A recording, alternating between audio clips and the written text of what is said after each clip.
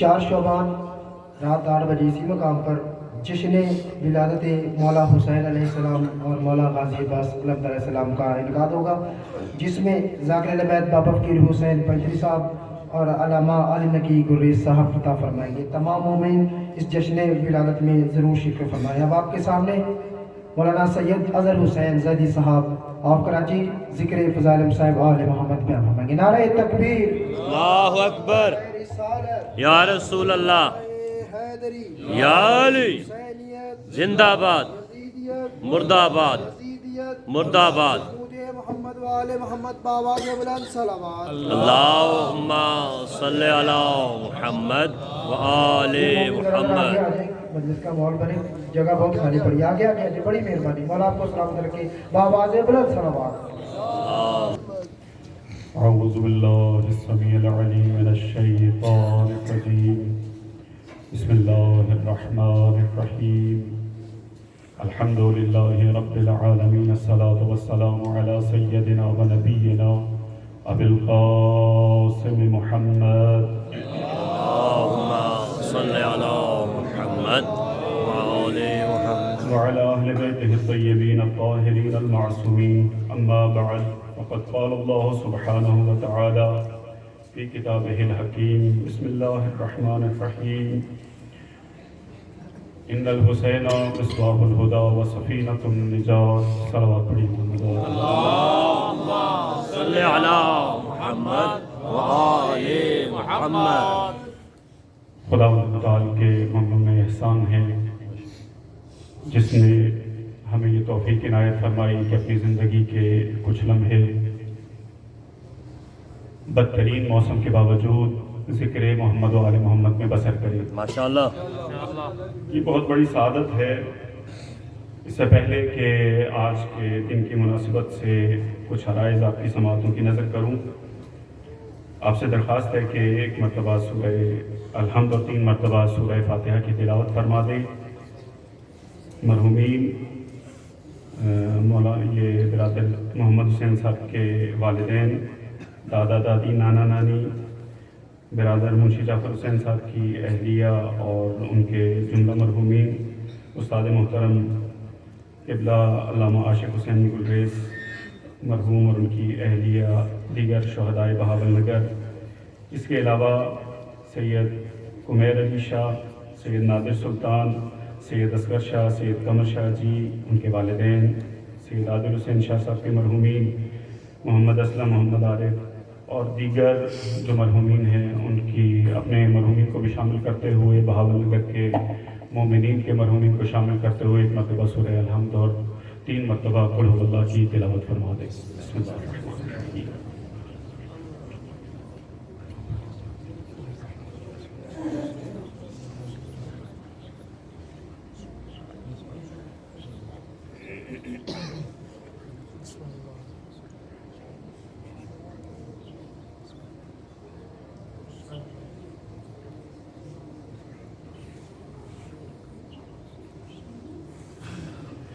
پروردگار جن مرحومین کا تذکرہ کیا گیا، ان کے درجات کو بلند فرما، بار الہ انہیں 4 معصومین خصوصاً شہدائے کربلا کے ساتھ محشور فرما۔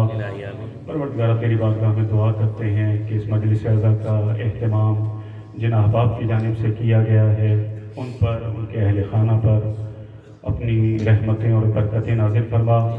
پروردگار تجھے واسطہ محمد و آل محمد کا یہ فرش اعزا پر تشریف فرما۔ مومنین یا جہاں جہاں اس ذکر کو سماعت کر رہے ہیں، ان تمام مومنین کی عبادت کو اپنی بارگاہ میں قبول و منظور فرما۔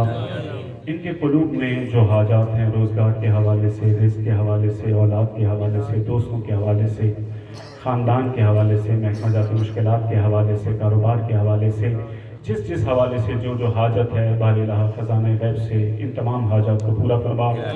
پروردگارہ ان کی نسلوں میں محبت اہل بیت اور مودت اہل بیت کو جاری و ساری فرما۔ ہمارے درمیان اتحاد و اتفاق پیدا فرما۔ پروردگارہ تجھے واسطہ محمد و آل محمد کا امام عصر کے اعوان و انصار میں قرار دے۔ پروردگارہ ان کے ظہور میں تعجیل فرما۔ 1 مرتبہ مل کر بلند آواز سے صلوات پڑھیے۔ اللہم صلی علی محمد وآل محمد۔ مجلس اعزا امام حسین علیہ السلام کی روانگی کے حوالے سے منعقد کی جا رہی ہے کہ ایک سفر ہے جو امام حسین علیہ السلام نے مدینہ سے مکہ، مکہ سے کربلا اور شہادت تک کا ایک طویل سفر طے کیا۔ یہ سفر جو ہوتا ہے نا، یہ بڑا اہم ہے۔ سفر روحانی بھی ہو سکتا ہے، سفر جسمانی بھی ہو سکتا ہے۔ یہ جو روحانی سفر ہے نسبتاً آسان ہے، ہم میں سے ہر شخص اس سفر کو انجام دے سکتا ہے اور دینا چاہیے۔ میری ذات کے اندر، آپ کی ذات کے اندر، ہم کسی منزل پر، کسی عادت پر، کسی نہ کسی رویے پر رک جاتے ہیں۔ وہ جو ہم رویے پر رک جاتے ہیں تو اس تقاضا یہ ہے اس رویے کا، اس عادت کا، اس طرح سے زندگی گزارنے کا کہ ہمیں وہاں سے سفر کر کر بہتری کی جانے جانا چاہیے۔ یہ سفر کا ایک اصول ہے۔ ہم میں سے ہر شخص ایسا ہے کہ کسی بری عادت میں، کسی ایسے رویے میں، کسی ایسے رہن سہن میں مبتلا ہو جاتا ہے کہ ضرورت ہے وہاں سے ہجرت کرنے کی، ضرورت ہے وہاں سے تبدیلی لانے کی، ضرورت ہے اپنے اندر کچھ بہتری لانے کی۔ اور جتنے بھی انبیاء آئے، جتنے بھی اولیاء آئے، وہ اسی سفر کے لیے آئے کہ ہمارے اندر ایک ایسے سفر کو ایجاد کر دیں، ایک ایسے رویے کو ایجاد کر دیں، ایک ایسے طرز زندگی کو ایجاد کر دیں کہ ہم جس حالت میں ہیں کسی بہتر حالت کی طرف چل پڑیں۔ سبحان اللہ۔ اگر ہم ایسا کر رہے ہیں تو اس کا مطلب یہ ہے کہ ہم انسان ہیں۔ یہ بڑے باریک نکتے کی طرف اشارہ کر رہا ہوں۔ اگر ہم ایسا کر رہے ہیں، ہم اپنی عادتوں کو بدل رہے ہیں، ہم اپنے رویوں کی اصلاح کر رہے ہیں۔ اگر ہم کبھی جھوٹ بولتے تھے تو اب سچ بولنا شروع کر چکے ہیں۔ اگر ہم کوئی غلط کام کرتے تھے اسے چھوڑ چکے ہیں۔ اگر ہمارے اندر یہ تبدیلیاں آ رہی ہیں تو اس کا مطلب ہے انسان ہیں۔ اگر یہ تبدیلیاں نہیں آ رہی تو اس کا مطلب یہ ہے کہ ابھی تک جانور ہیں۔ آپ جانوروں کی، حیوانات کی زندگی دیکھ لیں۔ گھوڑے 1000 سال پہلے جیسے زندگی گزار رہے تھے ویسے ہی اب بھی گزار رہے ہیں۔ ہاتھی جیسے جنگل میں رہ رہے تھے ویسے ہی رہ رہے ہیں۔ شیر جیسے رہا کرتے تھے ویسے ہی رہ رہے ہیں۔ کیوں؟ اس لیے کہ یہ سفر نہیں کر رہے، یہ ہجرت نہیں کر رہے، یہ اپنے اندر تبدیلی نہیں لا رہے۔ ہم اگر اہل بیت کے ماننے والے ہیں تو حق یہ ہے کہ ہمارے اندر تبدیلی آنی چاہیے۔ نعرہ حیدری، بے شک۔ تو یہ تبدیلی ہمیں کیسے محسوس ہوگی کہ کرنی کیسے ہے؟ تو اللہ تعالیٰ نے ہمیں یہ سمجھانے کے لیے کہ دیکھو یہ سفر جو روح کا سفر ہے، جو تمہارے باطن کا سفر ہے، تمہاری ہدایت کا انتظام اللہ نے صرف اور صرف ان چند لوگوں کے لیے، جو چند اقوام کے لیے نہیں کرنا تھا جہاں اللہ نے 4 نبی بھیج دیے۔ بھئی انسانوں کا سلسلہ تو قیامت تک ہے، ہدایت کا مسئلہ بھی قیامت تک ہونا چاہیے۔ تو لہٰذا اللہ نے انتظام ایسا فرمایا۔ اللہ نے کہا کہ دیکھو قیامت تک میں نے انسان بھیجنے ہیں۔ یہ انسان اپنے رہن سہن کی وجہ سے، اپنے بود و باش کی وجہ سے، اپنی تعلیم کی وجہ سے، اپنے گھریلو ماحول کی وجہ سے ممکن ہے اپنے اندر کوئی تبدیلی نہ لا سکیں۔ میں ان کو کچھ ایسی مثالیں پیش کروں گا کہ یہ ان کو دیکھیں گے اور اپنے اندر تبدیلی کی کچھ نہ کچھ ضرورت محسوس کریں گے، یہ اپنے آپ کو بہتر بنانے کی کوشش کریں گے۔ اللہ نے اس کا ایک بڑا خوبصورت انتظام کیا۔ وہ انتظام کیسے کیا؟ مجھے یہ بتائیے کہ کون سی تبدیلی آپ کے لیے محسوس کرنا زیادہ آسان ہے؟ ظاہری تبدیلی، ظاہری سفر یا باطنی سفر؟ ظاہری سفر بڑا محسوس ہے، اس لیے کہ اگر کوئی شخص یہاں سے چلا ہے کسی منزل کے لیے، آپ اسے دیکھ سکتے ہیں، اس کی لوکیشن شیئر کر سکتے ہیں، محسوس کر سکتے ہیں، اس کے جانے کو دیکھ سکتے ہیں، اس کے آنے کو دیکھ سکتے ہیں، رستے میں اگر اس نے کہیں قیام کیا ہے اس کو ملاحظہ کر سکتے ہیں۔ سفر کی ایک بڑی تفصیل ہوتی ہے۔ تو کون سا سفر آپ کے لیے آسان ہوگا محسوس کرنا؟ کہیں گے کہ جناب ظاہری سفر آسان ہے۔ جتنا ظاہری سفر آسان ہے، ہم اس ظاہری سفر کو دیکھ کر باطنی سفر کی طرف جا سکتے ہیں۔ تو اللہ نے کہا چونکہ تم ظاہری چیزوں کو زیادہ دیکھتے ہو، میں 1,24,000 انبیاء بھیجوں گا، ہر نبی اپنی لحاظ سے، اپنی زندگی کے لحاظ سے تمہیں سفر کر کے دکھائے گا۔ ماشاءاللہ۔ تو 1,24,000 انبیاء نے کسی نہ کسی انداز سے سفر کیا۔ تو سفر کون سا مشکل ہوگا؟ وہ سفر جو آپ اپنی مرضی سے کریں وہ آسان ہوتا ہے۔ بے شک۔ جو سفر آپ اپنی مرضی سے کریں، اپنے قریبیوں سے ملنے کے لیے کریں، وہ آسان ہے، محبوب ہے آپ کے لیے۔ لیکن وہ سفر کہ جو انسان مشکل میں کرے، کٹھن حالات میں کرے، تو بہت مشکل ہوگا۔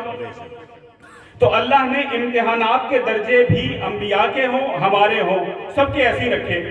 وہ سفر جو آپ کا پسندیدہ سفر ہے، اس کے لیے آپ دوڑے چلے جائیں گے، پیسے اکٹھے کریں گے، اپنے اعزاء و اقربا کے لیے تحائف خریدیں گے۔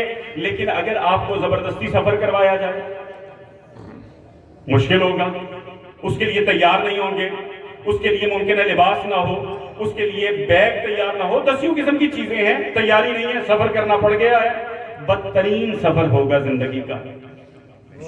تو خداوند متعال ہم انسانوں کی ہدایت کے لیے 1,24,000 انبیاء کو بھیجا، اور ان کے اوپر ایسی سختیاں آئیں کہ ہر ایک کا سفر اپنی جگہ سفر۔ 1,24,000 انبیاء کا ناموں کا تذکرہ نہیں کیا جا سکتا، 313 رسولوں کا تذکرہ نہیں کیا جا سکتا، 5 اولی العزم انبیاء کا تذکرہ تو کیا جا سکتا ہے۔ بس اس تھوڑے سے وقت میں 5 انبیاء کا مشکل سفر بتاتا ہوں آپ کو، تھوڑا سا صرف اشارہ کروں گا۔ یہ بتا اس لیے رہا ہوں تاکہ حسین کے سفر کی عظمت کا پتہ چلے، اس لیے کہ حسین وارث آدم ہے۔ سنے ہوں گے یہ الفاظ زیارات کے اندر، حسین وارث نوح ہے، حسین وارث موسیٰ و عیسیٰ و رسول اللہ ہے، حسین تمام انبیاء کا وارث ہے۔ ذرا اس وارث کی وراثت کو دیکھیے۔ عظمت کا احساس تبھی ہوگا کہ جب ہم ان کی سفر کو دیکھیں، ان کی ہجرتوں کو دیکھیں، ان کی مشکلات کو دیکھیں، پھر حسین ابن علی کی مشکلات کو دیکھیں، تو پتہ چلے گا کہ حسین کیسا اعلیٰ وارث ہے، حسین کتنا خوبصورت وارث ہے۔ 5 اولی العزم انبیاء میں صرف اشارہ کرتا ہوا چلا جاؤں گا، 1-2 کی طرف شاید تھوڑا سا تفصیل سے اشارہ ہو جائے۔ اولی العزم انبیاء میں آخری نبی ہیں حضرت عیسیٰ۔ حضرت عیسیٰ ساری زندگی سفر میں گزری۔ حضرت عیسیٰ ہے، حسین کا سفر ذہنوں میں رہے، حضرت عیسیٰ کا سفر۔ حضرت عیسیٰ کا سفر جو ہے پوری زندگی تبلیغ کی سفر میں گزر رہی ہے۔ 10 یا 12 حواری ہیں، قریبی ہستیاں ہیں، دوست ہیں، احباب ہیں۔ اب آپ دیکھیے گا کہ یہ 10-12 میں سے، ان 10-12 افراد میں سے کچھ ایسے نکلے کہ جنہوں نے یہودیوں کے سامنے حضرت عیسیٰ کی مخبری کر دی، جو حضرت عیسیٰ کی شہادت کا سبب بنا۔ تو حضرت عیسیٰ نے بدترین حالات میں سفر کیے، لوگوں کو اللہ کا پیغام پہنچایا، لیکن وہ جو قریبی افراد تھے ان میں بھی ایسے تھے کہ جو مخبری کر دیا کرتے تھے۔ یہ حسین ابن علی ہے کہ جب مدینے سے چل رہے ہیں کربلا تک 72 کا ایسا گلدستہ سجاتے ہیں کہ کہتے ہوئے نظر آتے ہیں جیسے اصحاب مجھے ملے ایسے نہ میرے نانا کو ملے، نہ میرے بھائی کو ملے، نہ کسی نبی کو ملے، نہ کسی ولی کو ملے۔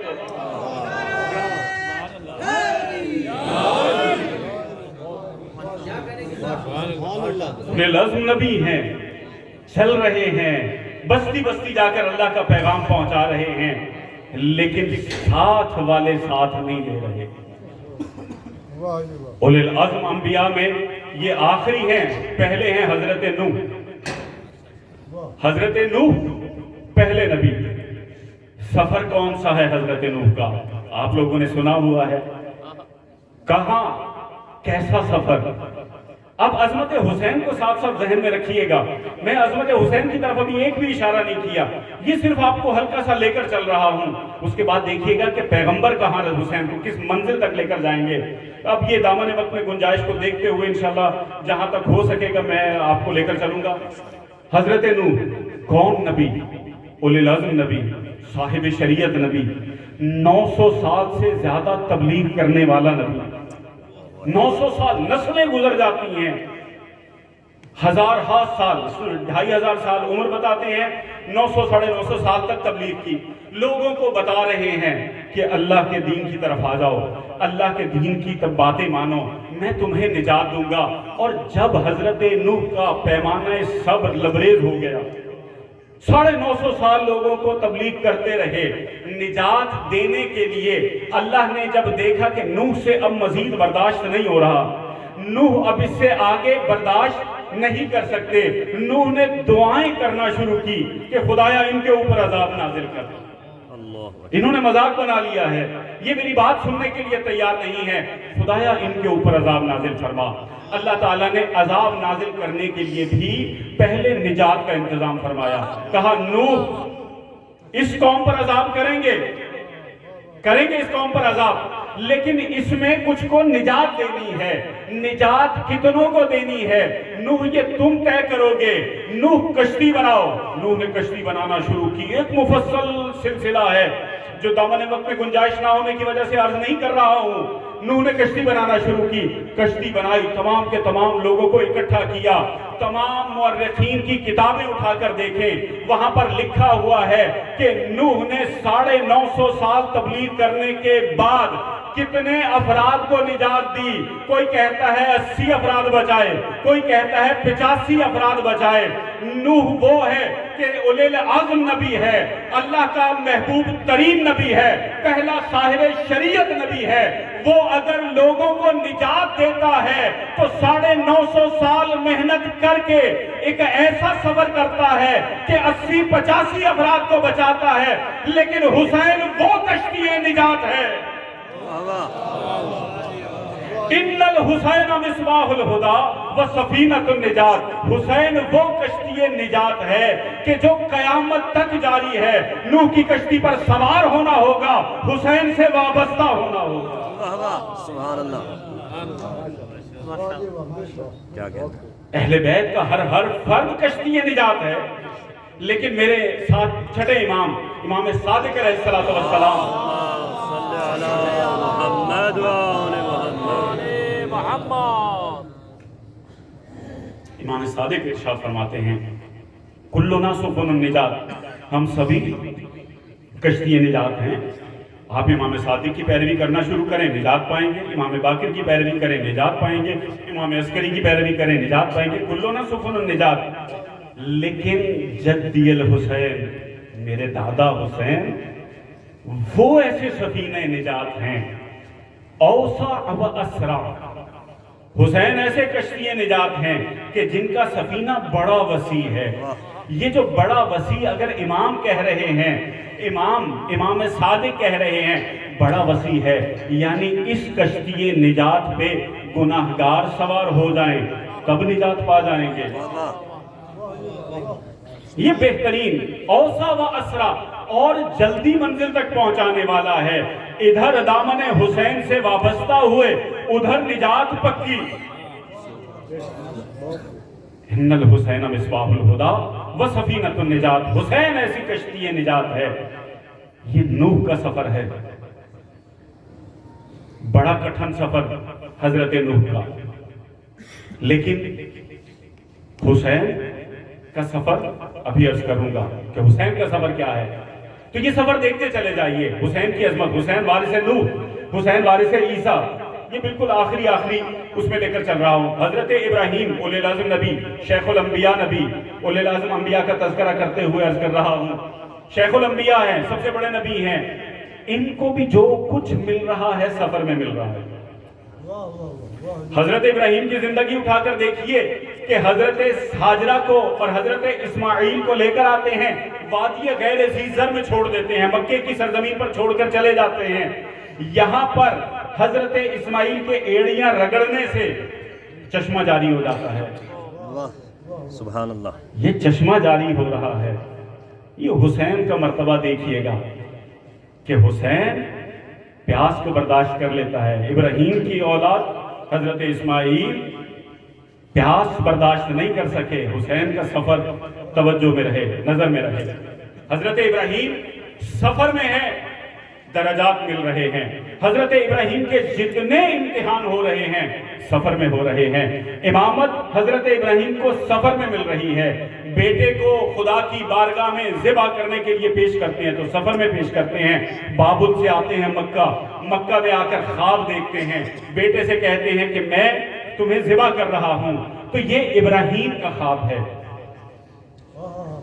इब्राहीम का ख्वाब जब इब्राहीम का सफर अपने उरूज पर पहुंचता है, इब्राहीम का इम्तिहान जब अपने आला तरीन मंजिल पर पहुंचता है, तो इब्राहीम को जब आला तरीन मंजिल पर पहुंचता है तो इब्राहीम के बेटे को बचाकर दुम्बा नाजिल कर दिया जाता है और अल्लाह की तरफ से पैगाम दिया जाता है, इब्राहीम कद सदक कर रोया, इब्राहीम तुमने अपना ख्वाब सच कर दिखाया, इब्राहीम तुमने अपना ख्वाब सच कर दिखाया, हमने तुम्हें इमाम बनाया।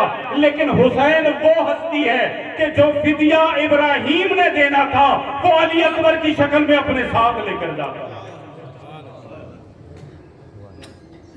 हुसैन उलिल अर्ज़ अंबिया का वारिस, हुसैन तमाम अंबिया का वारिस, हुसैन रसूलों का वारिस, हुसैन मूसा का वारिस, हुसैन ईसा का वारिस। और हजरत मूसा के हवाले से आप जानते हैं कि हजरत मूसा वो अजीम हस्ती हैं कि आप जानते होंगे कि कुरान मजीद में अगर किसी नबी का सबसे ज्यादा तज़किरा किया गया है तो वो हजरत मूसा है।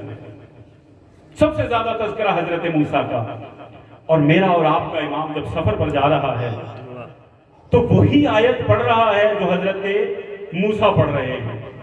हजरत मूसा का वाकया सुना हुआ है आप लोगों का कि हजरत मूसा ने अपने एक साथी की, अपने एक शिया की, अपने एक पैरोकार की मदद करने में मुखालिफ फरीक के एक मुक्का मार दिया। वो मुक्का इतना जानदार था कि वो रुखसत हो गया दुनिया से। माशाल्लाह सेहतमंद थे हजरत मूसा। तो नतीजा क्या हुआ, हजरत मूसा को खबर दी गई कि आपको गिरफ्तार करने का फैसला कर लिया गया है, आपको गिरफ्तार किया जाएगा। तो हजरत मूसा वहां से निकले दुआ करते हुए कि खुदाया मुझे जालिमों से निजात दे दे। फखरज मिनहा खाइफन यतरक्कब वक़ाला रब्बे नज्जिनी मिनल कौमिज़ ज़ालिमीन। अल्लाह ने इतना खूबसूरत नक्शा हजरत मूसा का खींचा है। अब हजरत मूसा का वाकया आपकी समझ में आ गया, आपकी समातों तक पहुंच गया कि एक वाकया हुआ, हजरत मूसा ने अपने एक पैरोकार की, अपने एक चाहने वाले की मदद की। उस मदद में एक आदमी मारा गया। हजरत मूसा को गिरफ्तार करने का फैसला हुआ। हजरत मूसा इस उम्मत की निजात के लिए कोशां हैं, कोशिश कर रहे हैं कि इसको निजात दें। इससे पहले कि निजात देते ये वाकया रूनुमा हो गया। हजरत मूसा को शहर छोड़ना पड़ गया। सफर हुसैन देखिएगा, सफर हुसैन क्या बात। तो सफर मूसा है। अब हजरत मूसा का नक्शा अल्लाह ताला बड़ा खूबसूरत खींच रहा है। फखरज मिनहा खाइफन, मूसा थोड़े से डरे हुए हैं।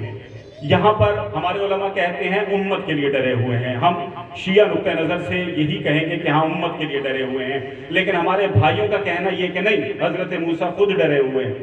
फखरज मिनहा खाइफन, डरे हुए हैं, निकल रहे हैं शहर से निकल रहे हैं, डरे हुए हैं। यतरक्कब, देख रहे हैं इधर उधर कि कोई आ ना जाए। यतरक्कब मुराक़बत से, ये जो मुराक़बा सुनते होंगे आपके बहुत सारे उलमा, बहुत सारे बुजुर्गान मुराक़बा करते हैं। मुराक़बा क्या होता है? मुराक़बा यही तो है ना कि अपने नफ्स की तरफ तवज्जो करना, कि मेरा नफ्स गुनाहों में मुब्तला ना हो जाए, मेरा नफ्स किसी ख्वाहिशात में मुब्तला ना हो जाए, कोई ख्वाहिश मेरे नफ्स पर हमला ना कर दे, मेरे नफ्स को जकड़ ना ले। ये मुराक़बा है। उलमा सूफिया और उरफा ये करते हैं। तो हजरत मूसा फखरज मिनहा खाइफन यतरक्कब, हजरत मूसा शहर से निकल रहे हैं, दाएं बाएं देखते हुए चले जा रहे हैं कि कोई आ तो नहीं रहा, कोई मुझे देख तो नहीं रहा। फखरज मिनहा खाइफन यतरक्कब वक़ाला, और ये कहते हुए चले जा रहे हैं। सलावत पढ़िए मोहम्मद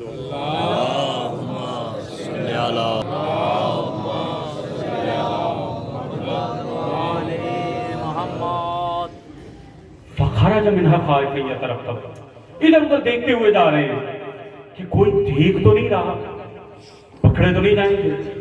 وقال، اور اللہ کی بارگاہ میں یہ دعا کرتے جا رہے ہیں، نجنی من القوم الظالمین، خدایا مجھے ظالموں سے بچا لے، خدایا مجھے ظالموں سے نجات دے.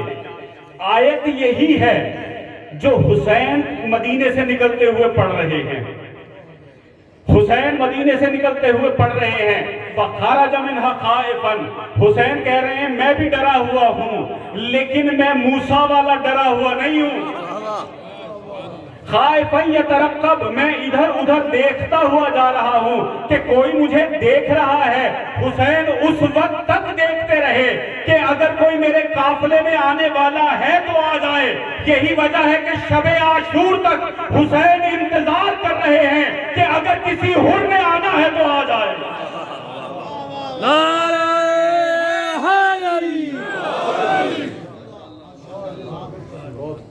فخرج منها خائفا يترقب، حسین دیکھتے ہوئے جا رہے ہیں.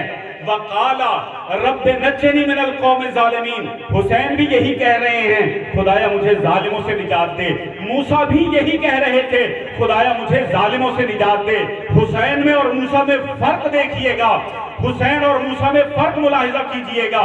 کتنا خوبصورت فرق ہے کہ موسیٰ نکل رہے ہیں فرعون کے محل میں سے، فرعون کے شہر سے. کہاں جا رہے ہیں؟ مدائن میں حضرت شعیب کے پاس محفوظ جگہ پر جا رہے ہیں. حسین مدینے میں نانا کے گھر سے نکل رہے ہیں، یزیدیوں سے ٹکرانے کے لیے جا رہے ہیں. موسیٰ اپنے آپ کو بچا رہے تھے، حسین ظالموں سے ٹکرا کر امت کو بچا رہے ہیں. وقال رب نجنی من القوم الظالمین، حسین یہ کہتے ہوئے جا رہے ہیں کہ خدایا مجھے ظالموں سے نجات دے. کہاں نجات لینے کے لیے جا رہے ہیں؟ بالکل اس جگہ پر جا رہے ہیں جہاں ظالم اکٹھے ہوئے ہیں.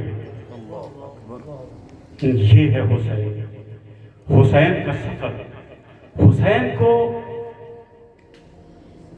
وارث انبیاء کہا گیا ہے، ایسے ہی نہیں کہہ دیا گیا. اب حسین کے سفر کی عظمت، معمولی سی عظمت، بالکل معمولی سا قطرہ آپ کی سماعتوں کی نظر کیا ہے، دامن وقت میں گنجائش نہیں ہے. یہ انبیاء کا وارث، یہ اتنی عظیم ہستی، یہ اتنی خوبصورت عظمتوں کی مالک ہستی کہ حسین ابن علی کی اگر عظمت بیان کرنا شروع کروں نا میں، تو آپ دیکھیں کہ رسول اللہ کس طرح سے حسین کی عظمت کو بڑھا رہے ہیں. ساری زندگی میں صرف دو چیزوں کی طرف ہلکا سا اشارہ کر رہا ہوں. برائے خوشنودی محمد و آل محمد بلند تر صلوات.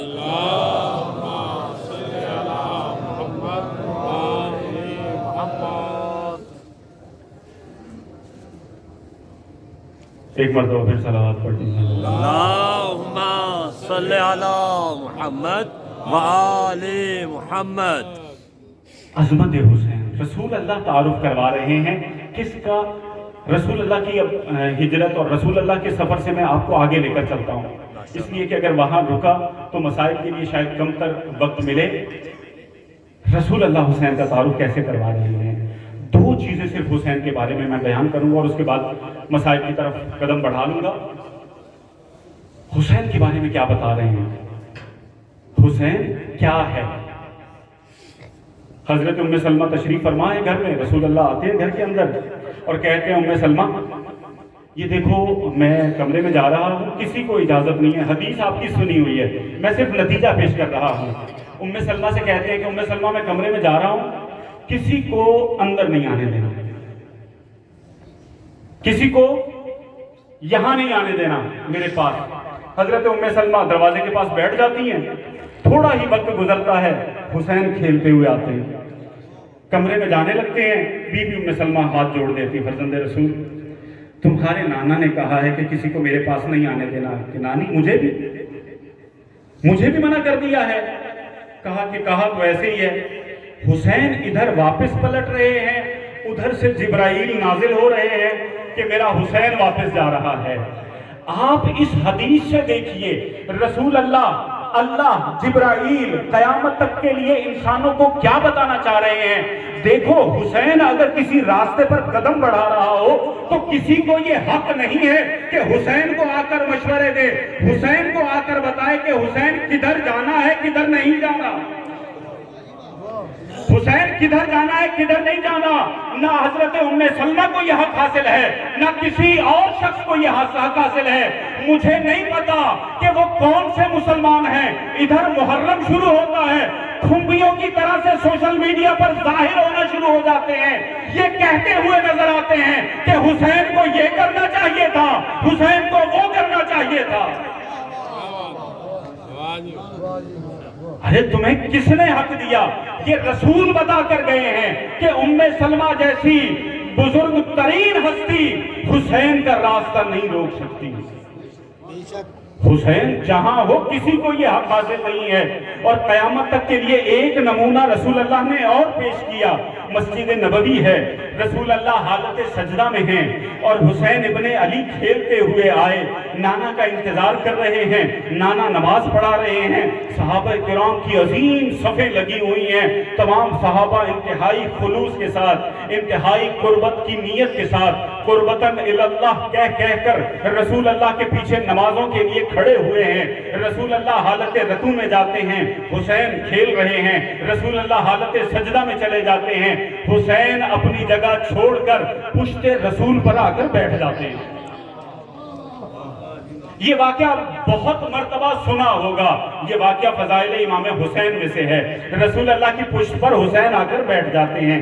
اب جو حسین آ کر بیٹھتے ہیں تو حسین کے بیٹھنے کے بعد رسول اللہ نے ایک مرتبہ سبحان ربی الاعلیٰ کہا، 2 مرتبہ 70 مرتبہ تک کہا۔ صحابہ کرام پیچھے سے سر اٹھا کر دیکھتے تھے حسین بیٹھے ہیں، دوبارہ سجدے میں چلے جاتے تھے، سر جھکا لیتے تھے۔ مجھے یہ بتائیے، یہ واقعہ 10 مرتبہ سنا، کسی صحابی نے یہ کوشش کی ہو کہ اٹھ کر حسین کو اس کی جگہ سے ہٹا دیا ہو؟ ارے کسی نے اٹھنے کی کوشش کی ہو، کوئی آگے بڑھا ہو، کوئی حسین کے پاس جا کر کھڑا ہو گیا ہو؟ پوری تاریخ اسلام یہ بتاتی ہے کہ سب لوگ جب تک حسین اپنی جگہ پر بیٹھے رہے اس وقت تک کسی نے اپنی جگہ نہیں چھوڑی، سب بیٹھے رہے۔ جب حسین اترے تو تب نماز مکمل ہوئی۔ اس سے ایک بات تو پتہ چل گئی کہ اگر حسین کہیں قیام کرے تو امت کے اندر صحابہ کرام تک کو یہ حق حاصل نہیں ہے کہ حسین کو شہر چھوڑنے پر مجبور کر۔ کیا کہنا ہے؟ ارے صحابہ کرام کو یہ حق حاصل نہیں ہے کہ حسین اگر کہیں بیٹھا ہوا ہو تو اس کی جگہ تبدیل کروا دیں، لیکن امت کے اندر یہ کیا کمال ہوا، امت کے اندر یہ کیا انحطاط ہوا، امت کے اندر یہ کہاں سے پستی آئی کہ حسین جیسی شخصیت کو مجبور کر دیا گیا۔ حسین جیسی شخصیت کو کس بات پر مجبور کر دیا گیا؟ نانا کا شہر چھوڑنے پر۔ نانا کا شہر مدینہ، وہ مدینہ جہاں رسول اللہ اپنا سب کچھ چھوڑ کر آئے تھے۔ اس مدینے کا انتخاب معمولی نہیں ہوا، رسول نے سفر کی صعوبتیں برداشت کی۔ اس مدینے جب علی آئے تھے نا اپنی والدہ کے ساتھ، حضرت فاطمہ بنت اسد کے ساتھ، فاطمہ بنت محمد کے ساتھ، تو ننگے پاؤں آئے تھے کہ کوئی ان ہستیوں کی طرف نہ دیکھے۔ علی کے پاؤں میں چھالے ہو گئے تھے۔ یہ وہ وطن ہے جو رسول اللہ نے بڑی محنت سے حاصل کیا ہے۔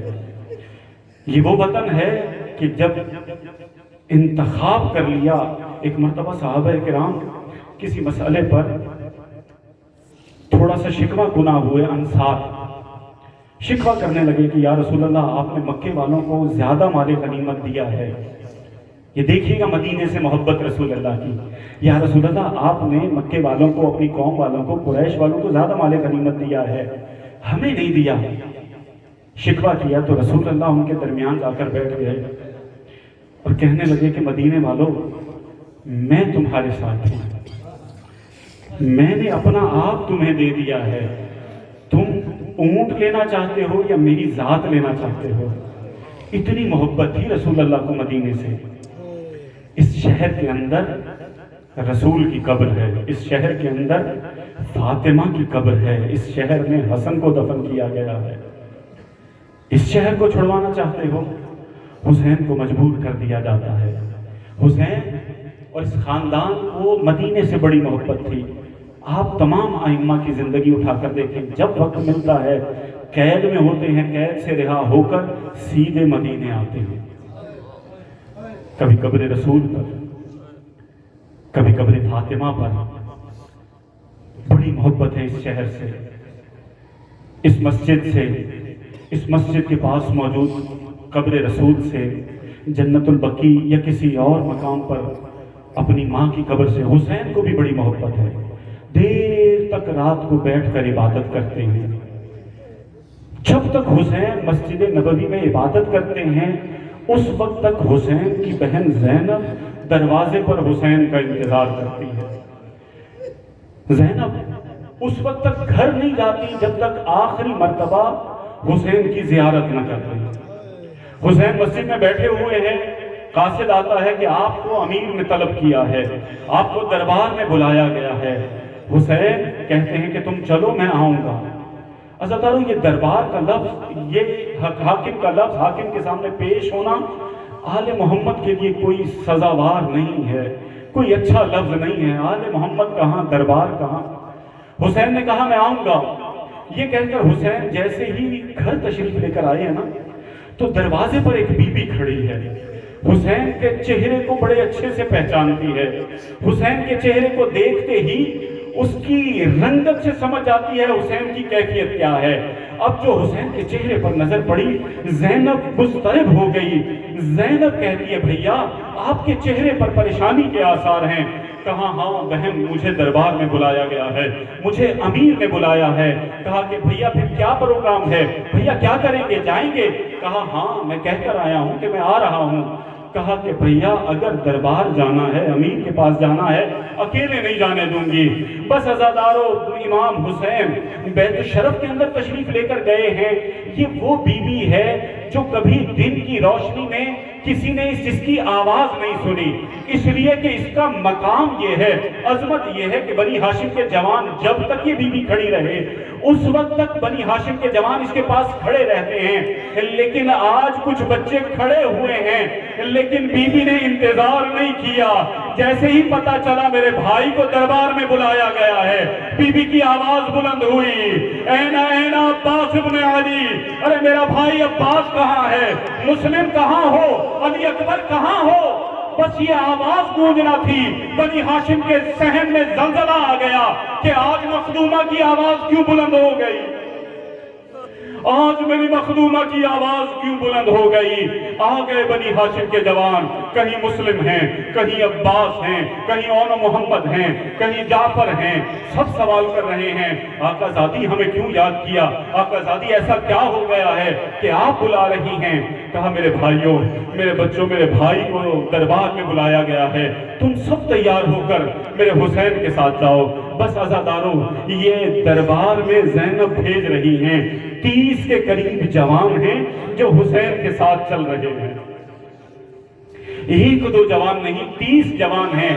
دربار پر پہنچتے ہیں، حسین روک دیتے ہیں، عباس یہیں رکے رہو، دیکھو تم اندر نہیں آنا، میں جا کر بات کرتا ہوں۔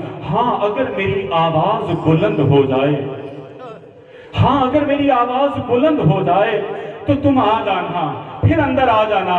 بس عزاداروں اندر گئے، گفتگو ہوئی، گفتگو ہونے کے بعد آخر میں جب مطالبہ بیعت کیا گیا، امام نے بیعت سے کہا کہ تم دن کی روشنی میں مطالبہ کرنا، وہاں میرا جواب بھی سن لینا۔ یہ کہہ کر جیسے ہی حسین واپس آنے لگے ہیں نا، تو ایک شخص نے جو وہاں بیٹھا ہوا تھا کہنے لگا کہ اگر آج حسین اس دربار سے باہر چلے گئے تو تم حسین کے قدموں کی خاک بھی نہ پا سکو گے۔ بس اتنی سی بات کی ہے، حسین کا لہجہ تھوڑا سا بلند ہوا، بہت بلند آواز میں نہیں کہا حسین نے، ہلکی سی بلند آواز میں کہا اتقتلنی अंता औ हाजा, क्या तुम मुझे कत्ल करोगे या ये कत्ल करेगा। ये एक मामूली सी आवाज थी, लेकिन इतनी मामूली आवाज सुनकर अली का शेर दरबार के अंदर दाखिल हो गया। आका किसने आपके कत्ल की बात कर दी। मैं अब्बास जिंदा हूँ, हुसैन के कत्ल के लिए बात की जाए। मैं आका की खिदमत में हाथ जोड़कर अर्ज करूंगा, मौला आज आपसे हुसैन के कत्ल की आवाज नहीं सुनी जा रही, लेकिन रोज़े आशूर जब हुसैन हल नासिर की आवाज दे,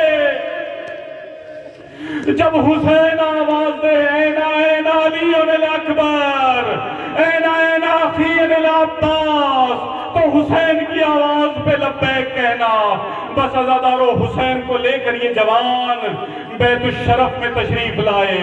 हुसैन ने ज़ैनब की तरफ देखा, भाई ने बहन को देखा, बहन ने भाई को देखा। वो बचपन के वादे याद आ गए। हाँ, वो वक्त आ चुका है जिसका नाना से वादा किया था। बहन तैयारी कीजिए, सफर पर चलेंगे। बहन तैयारी कीजिए, वो वक्त आन पहुंचा है। बस अज़ादारो ये तैयारियां शुरू हुई, महमल लाए जाने लगे। हुसैन कहाँ हैं? हुसैन रात की तारीकी में कहाँ जा रहे हैं? कब्र रसूल पर जा रहे हैं। कब्र रसूल पर जाकर कब्र पर अपने आप को गिरा दिया, गिरिया करना शुरू किया। रसूल अल्लाह से कह रहे हैं, ए अल्लाह के रसूल, आप जानते हैं मैं फातिमा का बेटा हूँ, मैं आपका बच्चा हूँ, मैं आपका प्यारा सा बच्चा हूँ। ए अल्लाह के रसूल, अगर मुमकिन हो तो मुझे अपने पास कब्र में छुपा लीजिए। बस अज़ादारो हुसैन दुआएं कर रहे हैं। इन दुआओं के दरमियान हुसैन की आंख लग गई। कुछ देर के लिए हुसैन सोए। रसूल अल्लाह को ख्वाब में देख रहे हैं कि रसूल अल्लाह ने हुसैन को अपने को आगोश में लिया। आगोश में लेने के बाद कभी हुसैन की गर्दन के बोसे लेते हैं, कभी हुसैन के सीने को चूमते हैं। इन गोया के हुसैन को बता रहे हैं, हुसैन ये गर्दन काटी जाएगी, ये सीना पामाल किया जाएगा। हुसैन कह रहे हैं, नाना मुझे अपने पास रोक लीजिए। हुसैन को जवाब दिया जाता है, ऐ मेरे हुसैन, इन्नल्लाह शाअ यराका कतीला। हुसैन, अल्लाह तुम्हें मकतूल देखना चाहता है। हुसैन, अल्लाह रसूल ज़ादियों को बंधे हाथ देखना चाहता है।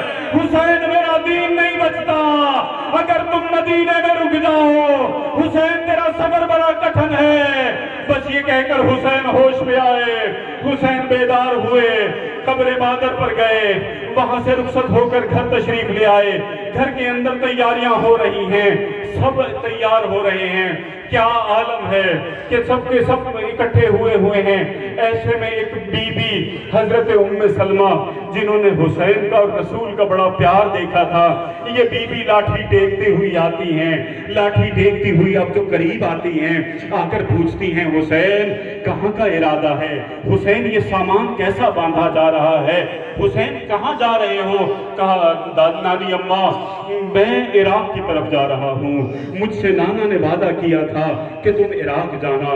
नानी अम्मा मैं इराक जा रहा हूँ। अब जो उम्मे सलमा ने जैसे ही इराक का नाम सुना, सर झुका लिया, आंखों में आंसू आ गए। नानी उम्मे सलमा कहती हैं, हुसैन क्या ये मुमकिन है कि तुम इराक ना जाओ? क्या ऐसा हो सकता है कि इराक ना जाओ?